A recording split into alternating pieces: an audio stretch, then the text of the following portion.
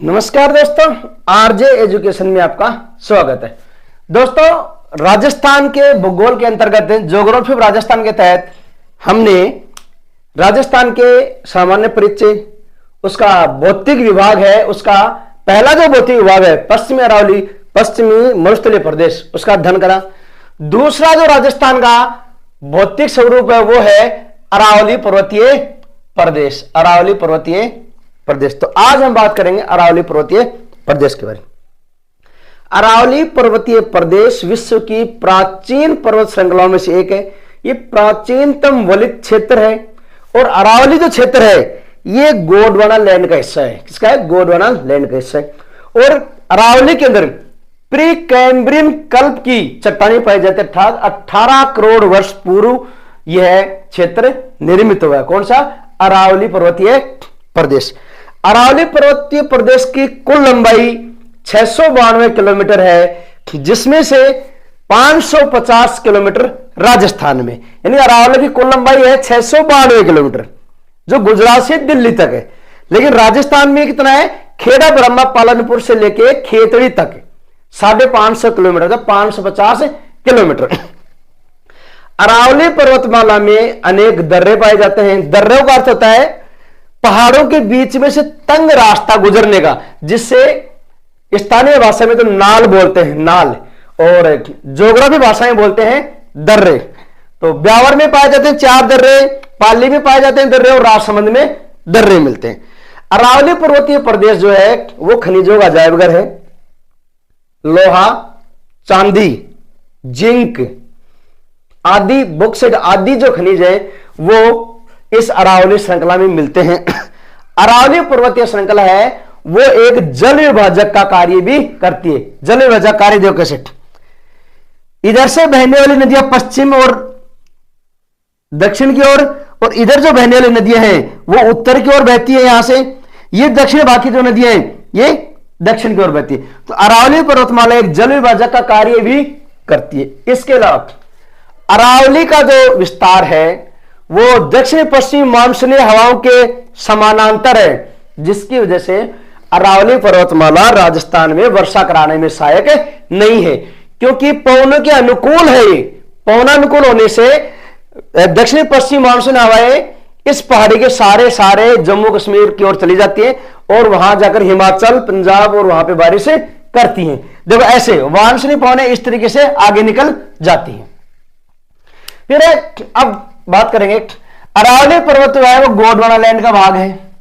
इसकी उत्पत्ति का प्री कैम्ब्रियन युग, लगभग 65 करोड़ वर्ष पुरानी है। कौन सी? प्री कैम्ब्रियन युग की है अरावली पर्वतमाला। कर्णवत रूप में छाई फैली हुई है।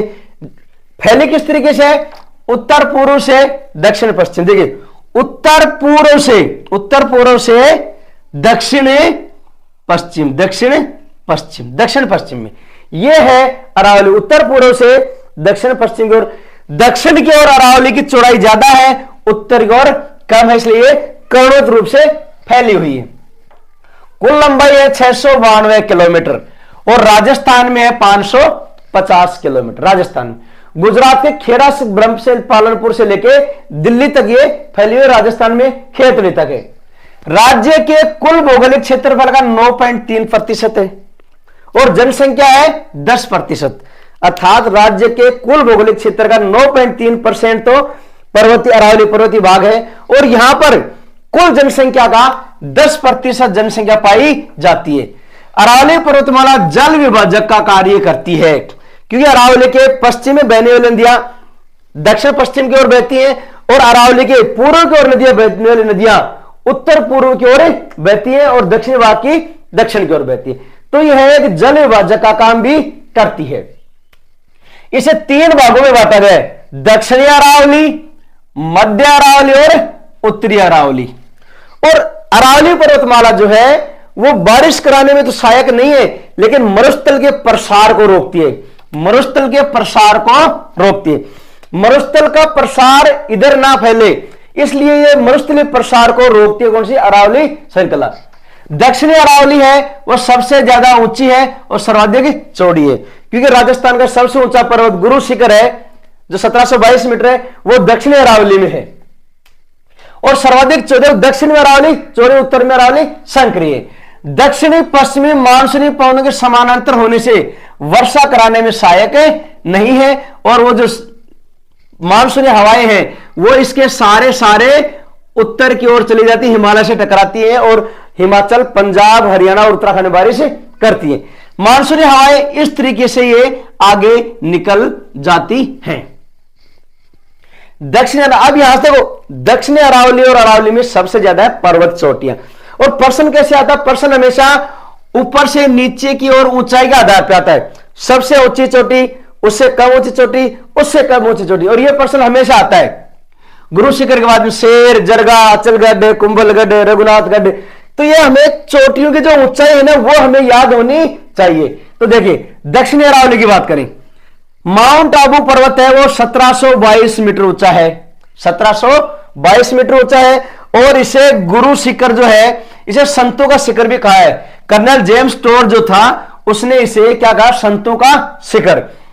गुरु शिखर राजस्थान का और मध्य भारत का सबसे ऊंचा पर्वत शिखर है 1722 में। मध्य भारत की सबसे ऊंची चोटी है ये गुरु शिखर, इसलिए इसे संतों का शिखर भी कहा है। यह है 1722 मीटर, या कभी कभी पर्सन में फिट पूछ लेते हैं, 5650 फीट, 5650 फीट है ये कौन सा? गुरु शिखर।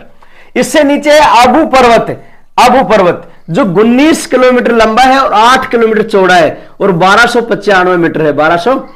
आबू पर्वत में ही राजस्थान का सबसे ऊंचा पठार पाया जाता है, उड़िया का पठार। आबू पर्वत क्षेत्र में जो राजस्थान का सबसे ऊंचा पठार है, आबू पर्वत कितना लंबा है? 19 किलोमीटर लंबा और 8 किलोमीटर चौड़ा। यहीं पे एक झील है, नक्की झील, माउंट आबू में। उसके बाद पहले होगी 1722 मीटर।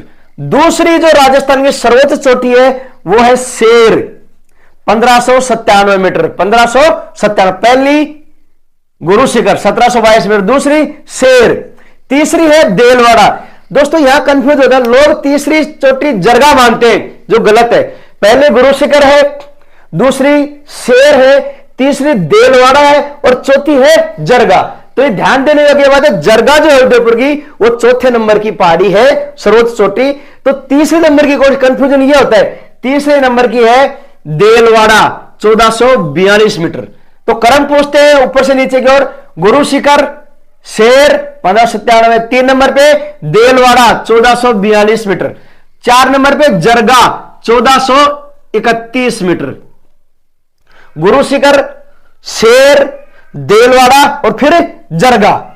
उसके बाद है अचलगढ़, अचलगढ़ है 1380 मीटर, कुंभलगढ़ है 1224 मीटर और ऋषिकेश है 1017 मीटर। ये दक्षिणी अरावली की प्रमुख पर्वत चोटियां हैं।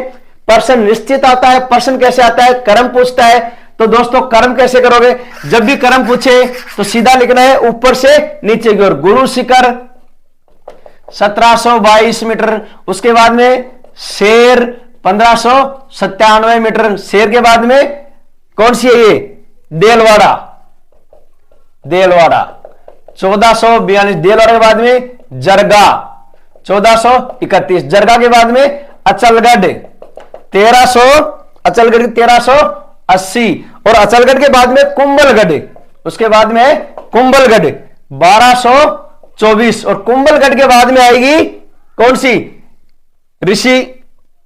ऋषिकेश, ऋषिकेश 1017। ये प्रमुख चोटी है दक्षिणी अरावली की। इंपॉर्टेंट बहुत प्रश्न निश्चित आता है।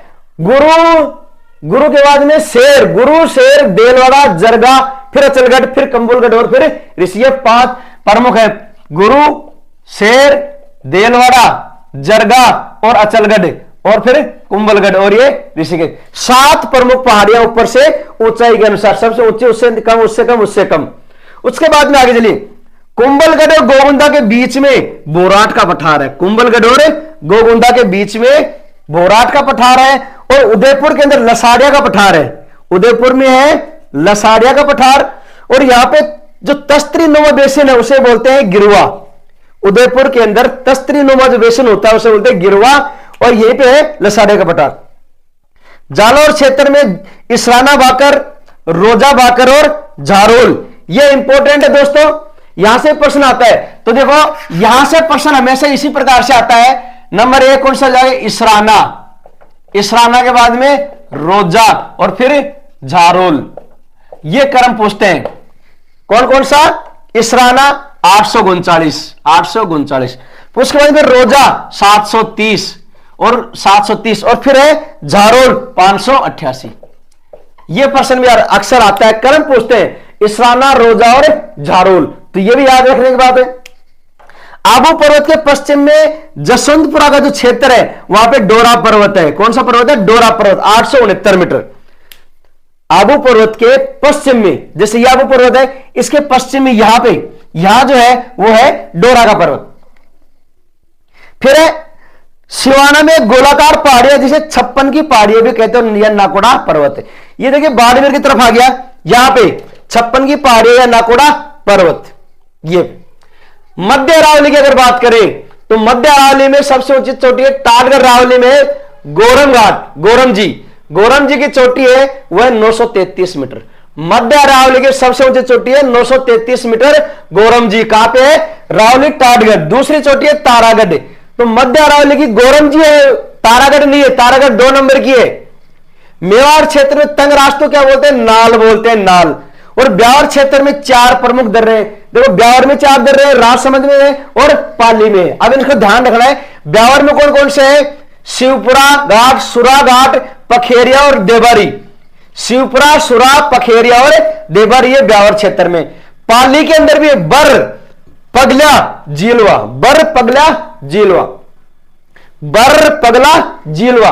पगला जो है वो मेरवाड़ा से मेवाड़ को मिलाता है। मेरवाड़ा कौन सा है? जोधपुर का क्षेत्र है। और मेरवाड़ा को मेवाड़ से जोड़ने वाला जो दर्रा है वो है पगलिया। कौन सा है? पगला। बर दर्रा है, यहां से नेशनल हाईवे गुजरता है, बर दर्रा। फिर है जीलवा, ये जीलवा के नाल है जीलवाड़ा। तो पाली में 3 प्रमुख दर्रे हैं, बर, पगला, जीलवा। उसके बाद में बात करेंगे हम राजसमंद की। राजसमंद में है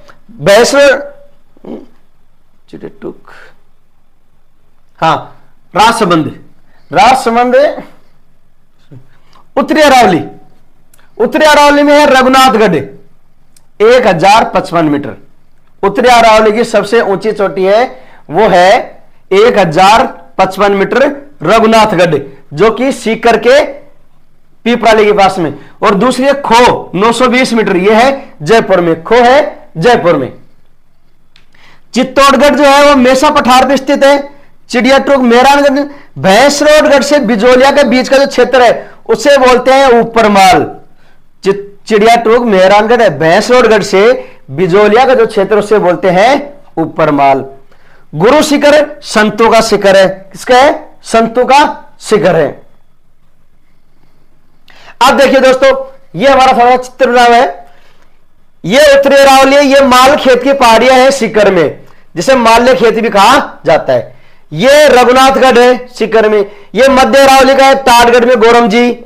ये है हमारा सिरोही में गुरु शिखर।